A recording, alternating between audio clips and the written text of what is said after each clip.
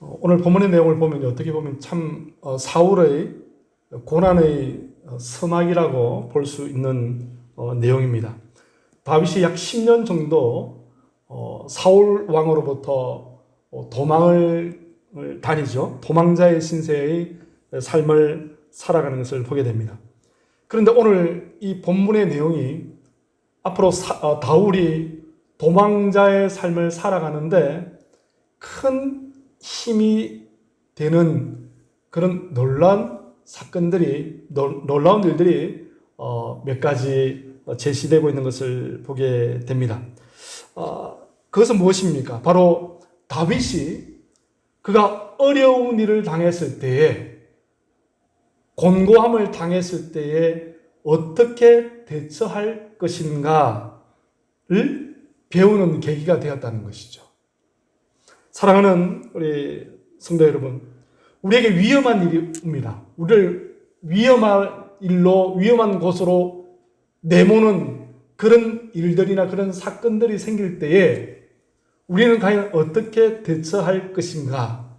오늘 본문은 다윗을 통하여서 우리에게 어떠한 삶을, 오늘 본문의 말씀을 통해서 우리에게 어떠한 삶을 적용해낼 수 있는가를 분명히 예시하고 있는 것을 보게 됩니다. 오늘 본문의 말씀을 통해서 우리에게 위험이 다가올 때에 다윗의 사건을, 다윗의 일을 비교함으로 인하여서, 예시함으로 인하여서 어떻게 3단계로, 1단계, 2단계, 3단계로 어떻게 그 일들을 대처해 나갈 것인가, 우리가 오늘 본문의 말씀을 통해서 한번 말씀을 묵상해 보고자 합니다. 우리에게 위험이 다가올 때, 오늘 본문의 말씀을 먼저 생각해 보면요, 다윗이 그의 장인 어른인 사울 왕으로부터 정말 급하게 긴급한 죽임을 당하는 그런 상황에 놓이게 되어집니다.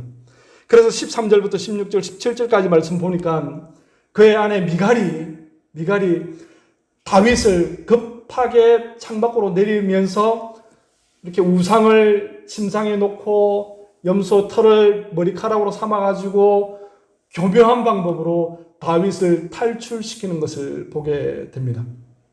그리고 탈출한 다윗은 어디로 갑니까? 사무엘 선지자에게로 가죠. 사무엘 선지자에게 가서 그와 같이 기거합니다. 그 이야기를 들었던 사울 왕이 전령들을 보내고 나중에는 네 번째는 자기가 직접 다윗을 죽이려고 라마라요스로 올라가는 모습을 우리는 보게 됩니다. 오늘 본문의 말씀을 통해서 위험이 다가올 때에 우리는 하나님의 방법이 무엇인지를 먼저 확인해야 된다는 사실을 여러분 기억하시기 바랍니다.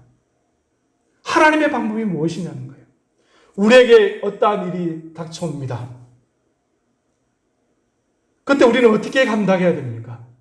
어떻게 그 일을 마주해야 합니까? 어떻게 그 일을 처리해야 되죠? 위험이 다가올 때 우리가 선택할 수 있는 방법은요, 두 가지밖에 없습니다. 피할 것인가? 마주대할 것인가? 요즘 현대어로 맞짱을 뜰 것인가? 아니면 줄행랑을 칠 것인가? 두 개밖에 없어요. 성경은 우리에게 그 두 가지만 가르쳐주고 있습니다. 어떠한 환난과 어려움이 우리에게 닥쳐올 때에 우리가 그것을 마주해야 될 만한, 아니 마주해야만 할 때가 있다는 것입니다. 성경은 그러한 때를 어떠한 때라고 말합니까? 바로 하나님의 거룩이 모독당할 때라는 거예요.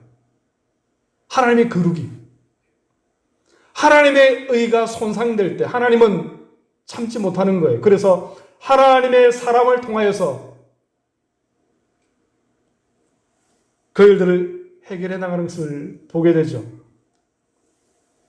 이스라엘과 가나안 7족속, 여러분 잘 아실 것입니다. 신명기 7장 1절에서 4절까지 말씀 보니까요, 뭐라고 기록하고 있습니까? 이렇게 기록하고 있습니다. 내 하나님 여호와께서 너를 인도하사 내가 가서 차지할 땅으로 들이시고 내 앞에서 여러 민족, 헷 족속과 기르가스 족속과 아모리 족속과 가나안 족속과 브리스 족속과 히위 족속과 여부스 족속, 곧 너보다 많고 힘이 센 7 족속을 쫓아내실 때에 그 다음 뭐라고 말씀하고 있죠? 내 하나님 여호와께서 그들을 내게 넘겨 내게 치게 하시리니 그때에 너는 그들을 진멸할 것이라.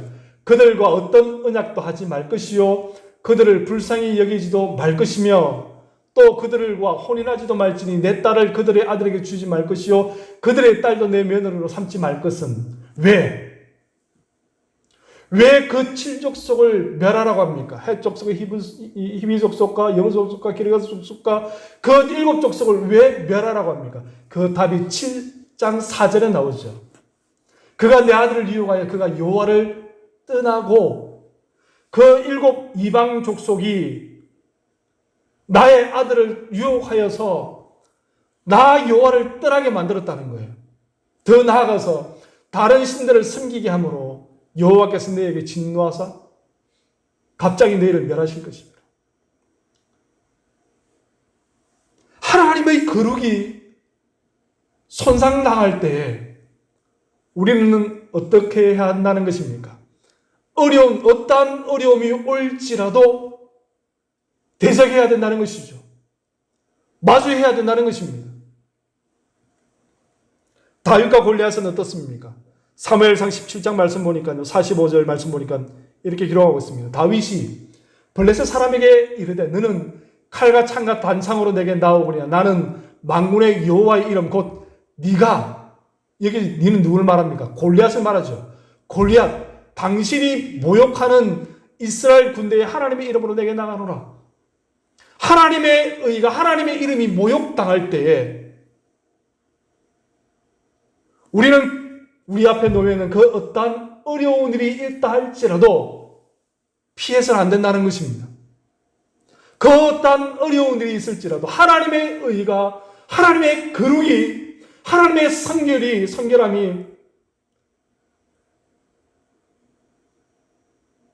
피해당하고 욕을 먹을 때 우리는 어떻게 해야 된다는 것입니까? 도망가서는 안 된다는 것이죠. 마태복음 21장 12절 말씀 보니까요, 예수님께서 성전에 올라가십니다.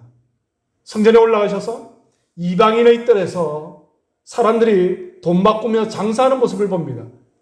21장 12절 말씀 보니까 이렇게 기록하죠. 예수께서 성전에 들어가서 성전 안에서 매매하는 모든 사람을 내쫓으시며 돈 바꾸는 사람들의 상과 비둘기 파는 사람들의 의자를 둘러 엎으시고 하나님께서 화가 나셨다는 거예요. 거룩한 분이 일어났다는 것입니다. 왜? 내 집은 기도하는 집인데 누가 기도하는 집입니까? 만민이 기도하는 집이라는 거예요.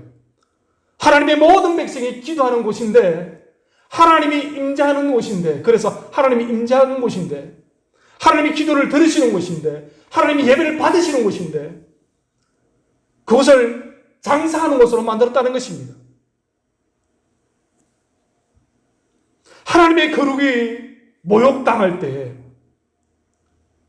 사랑하는 성도 여러분, 우리는 그 앞에 어떠한 어려움과 환난과 공고함이 있다 할지라도 피해서는 안 된다는 것입니다. 마주대하는 것입니다. 마치 누군가 저 앞에서 저의 아버지를 욕한다는 거예요. 욕을 하고 있어요. 얘는 어떻습니까? 가만 보고 있습니까? 보고 있을 수 없잖아요. 그죠? 점잖게 말합니다. 얘기하지 마십시오.